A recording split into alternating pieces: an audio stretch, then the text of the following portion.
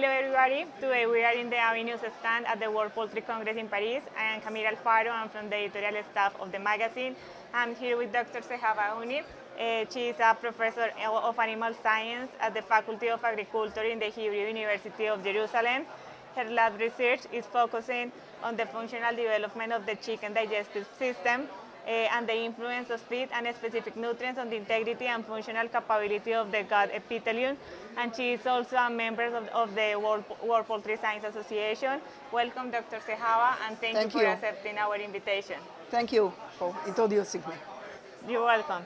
Well, this interview will be about the benefits of overfeeding on chick development. Then, Dr. Zehava, my first question is, what are the reasons to implement overfeeding in poultry? Well, it's a simple question and simple answer. The reason is that when we do overfeeding, which means inserting nutrients to the chicken embryo, to the allantoic fluids, to the amnion, the embryo by itself swallow the amniotic fluid 3 days before hatch. So by enriching the amniotic fluid, you start to feed the chick before hatch.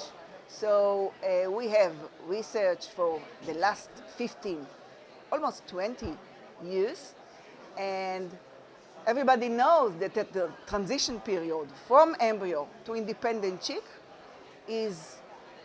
has a lot of problems. And by feeding the embryo before hatch, we improve its energetic status and mostly its digestive system. So when the chick hatch, it has higher capacity to digest and absorb. And this is a good reason.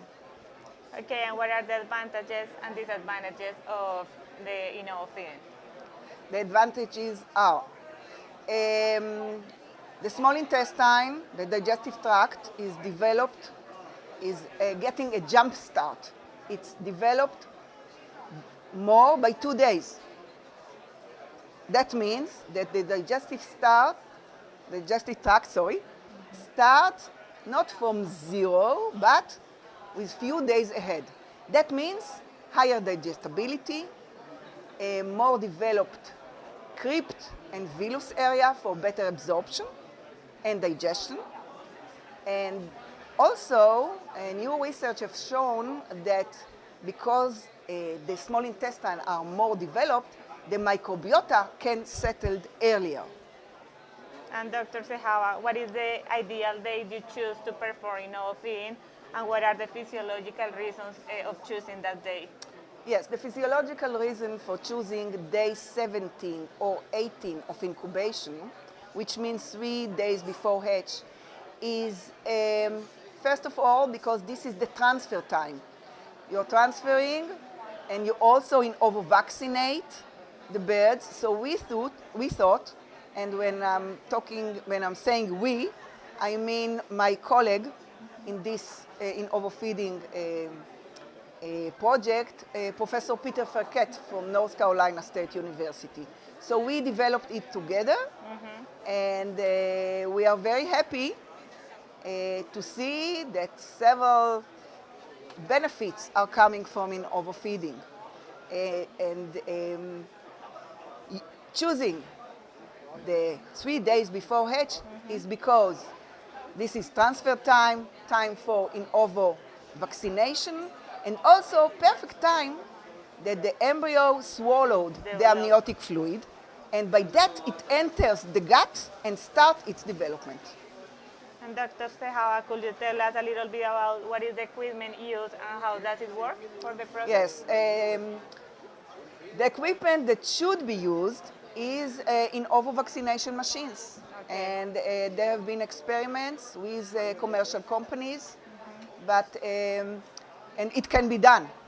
It's more the question if to put it in the industry or not. It's more in the hands of the in-ovo vaccination companies, because they have the equipment. So the equipment is there, the optimized solution for overfeeding is there. It just should a move should be taken ahead from some company, and there is at least 3 companies that should adopt the concept of in overfeeding and in overnutrition. And is there any risk during the process, like, for example, cracking shells and be obligated to discard some chickens? Say again, I didn't understand. Is there any risk during the overfeeding process, like, for example, to find cracking shells and be obligated to discard the chickens? And No. consequently- This is questions that people often ask, and this is why I even didn't understand your question, because it's like in over-vaccination. It's handled by automatic machines, Okay. and it's like in over-vaccination. Hatchability is even better because you are adding nutrients. So hatchability and all performance regarding hatchability is the same as non-vaccinated or non-in overfeeding birds, embryos. Okay, and what are the benefits of overfeeding, either on chick development or specifically on intestinal development? Okay.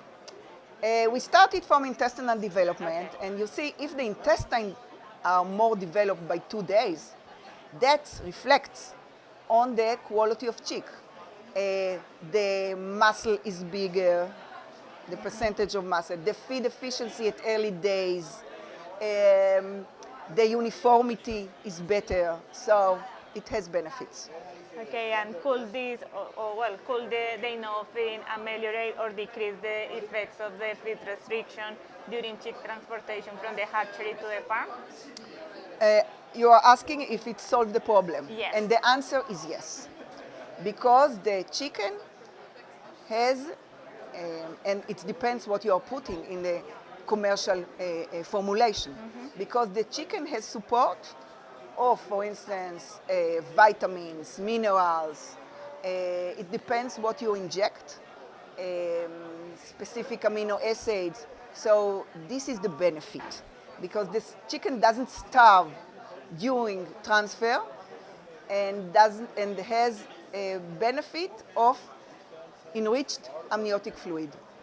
Okay, and in the same way, has the overfeeding showed any positive effects on the broiler performance at the slaughter age?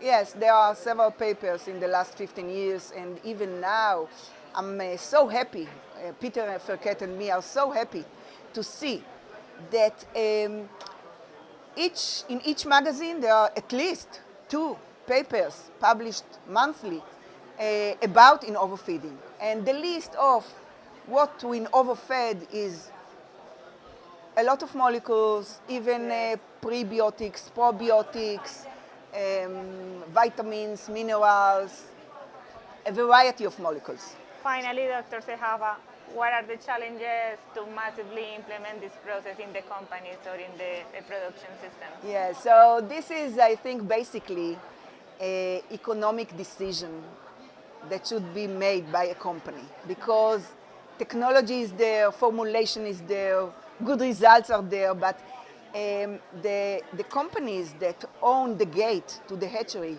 are companies that over-vaccinate.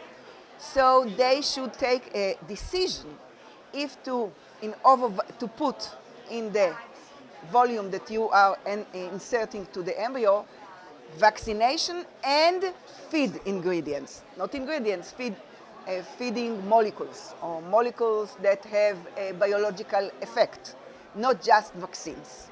Okay, Dr. Zehava, thank you for your time. Thank for you being very here. much. I enjoyed it. Thank you, and thank you to all people that is watching this interview. See you soon. Okay, bye-bye.